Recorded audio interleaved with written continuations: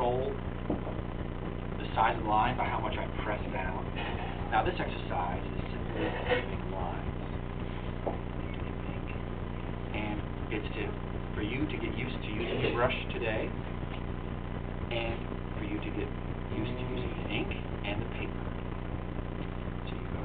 These are, to me, they're horizontal lines, but to you people, they are vertical lines, right?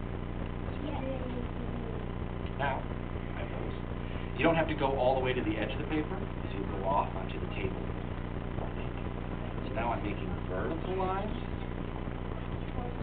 or horizontal to you.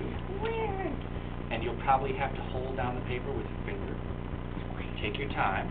You want to try to make good squares, clear squares. Okay. It looks like a door. Lots of doors, or like a window or a screen. Now, you want to go diagonally. This is the weave part. You want to weave through the corners of the squares. Okay.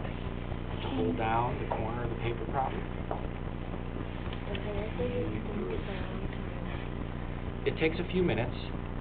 It'll take you a while. I'm trying to go a little fast so you don't have to wait so long before you start working. Try to make, some of you, it might be a good idea to try to make different size lines instead of all the same size. Like maybe you can make a thin line. Maybe try to make a really thin line. Maybe a thicker line, thin line. But you have to go back and try to make another set of lines. You find your corners of the squares, go through the corners. Oh, wow. The basket weave. Sumi artists do to warm up. Now, I can tell you something about balance in an image. Like right now, this image is kind of balanced, right? It's kind of all over, and you don't really look at one part and say, oh, it needs something there. It's kind of balanced. Now, you can also, it can still be balanced, but you could change it a little bit by, say, doing something like doing a little extra couple lines here. Now, suddenly, it's still balanced in a way, but your eye, actually, it's a little bit out of balance right now. But your eye's directed to that, isn't it? And if you look at it, don't you kind of want to go there first? So maybe you could do something over here to put it back in balance, like maybe do that. And that's just the way, now it's in balance again to me, right? Yep. And that's just this example of balance, but the exercise is the weaving exercise. Now let me show you one more quick thing. You will be using today for your image, on your own image, here we go. Here we go. You'll have the opportunity to use red today. Right? Now red. Now, I'd like you to try to draw something that looks like something, like maybe the dragon, right? Oh,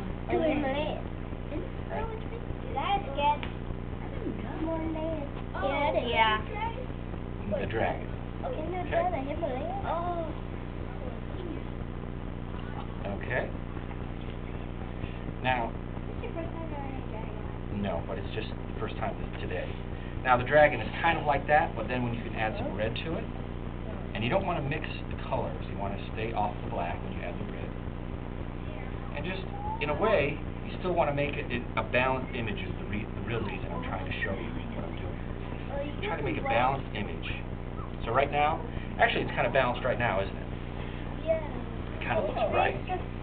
But you can also do things like you can add some mountains in the back. Or you can add maybe some clouds. Yes, you can draw anything, but I'd like you to make a balanced image.